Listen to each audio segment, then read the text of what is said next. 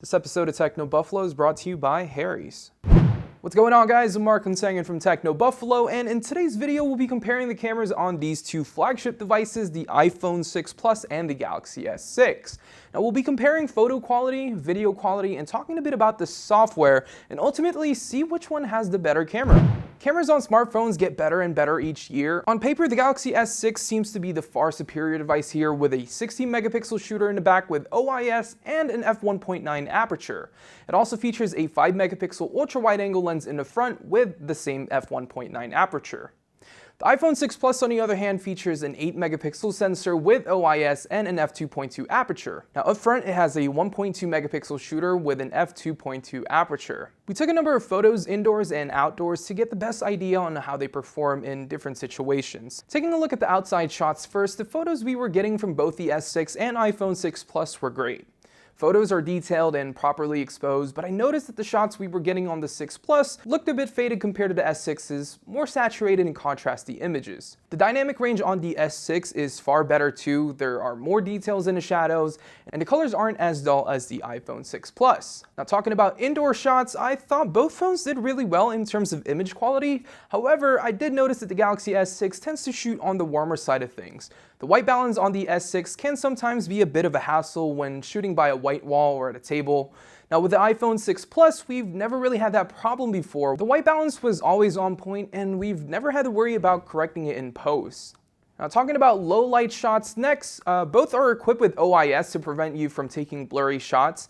Now since the S6 has a larger aperture at f1.9, the photos we were getting were definitely brighter. Not necessarily better, but just brighter. There's noticeable grain and noise throughout the photos from both phones. In certain shots, the iPhone 6 Plus seemed better, but the S6 wasn't far behind. Now talking about the front-facing cameras next, the iPhone's 1.2 megapixel camera is surprisingly good despite the low megapixel count. Images aren't overprocessed to me, and they look good.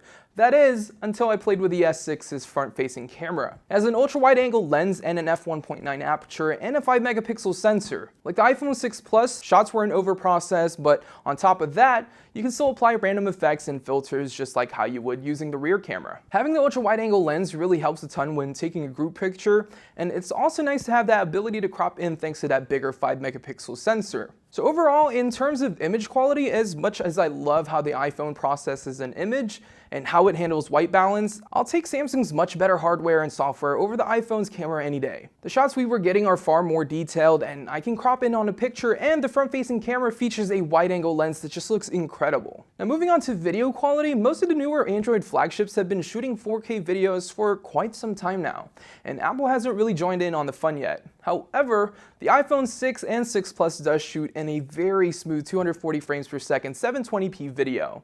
Now this is probably my favorite feature on the iPhone 6 Plus. Now I rarely shoot videos on my phones, but when I do, I love shooting them in slow-mo. The Galaxy S6 has a slow motion feature too, although Samsung hasn't disclosed the frames per second on the S6. To me, it looks like it's shooting at 120 frames per second. It may not be as smooth nor as good looking as the iPhone 6 Plus's slow motion video, but I applaud Samsung for trying. Just like the iPhone 6 Plus, you can choose where you want the video to slow down, which is something I really enjoyed on iOS, and I'm glad Samsung put that on here as well. So going back to 4K videos, the S6 can shoot in 4K, whereas the iPhone 6 Plus can only shoot in 1080p. Now, I'm not sure why Apple hasn't gone 4K yet when other flagships have had it for a while. For me, having that extra resolution is great. I can crop in, I can reposition the clip, and stabilize it while downscaling it to a 1080p video. So in terms of video capabilities and quality, the Galaxy S6 wins here. Now with all that 4K detail in mind, you're going to want to make sure your face is looking sharp. Lucky for you, our friends at Harry's are here to help.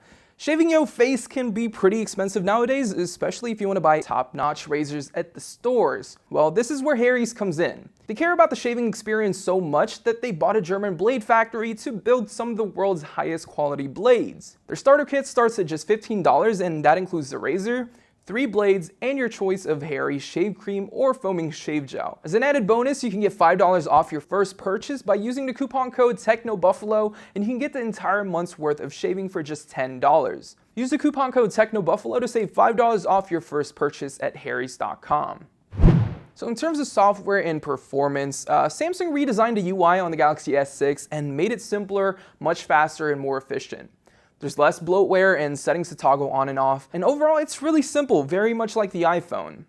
Unfortunately, on the iPhone 6 Plus, you can't really do much in terms of tweaking the camera unlike the S6. What you see is what you get, basically. There's an exposure slider that'll pop up when you tap to focus, and you can then adjust how bright or how dark your photos will be. There are also a few filters you can choose from to make your photos pop, but nothing too drastic here. On the Galaxy S6, on the other hand, there's a few different shooting modes that'll let you refocus an image, take full control of the focus, ISO, and white balance. And there's also different filters on here that you can apply in real time, just like on the iPhone 6 Plus. And there's also a new feature on the S6 that'll track your subject and keep them in focus automatically. In terms of camera performance, the Galaxy S6 is definitely much faster.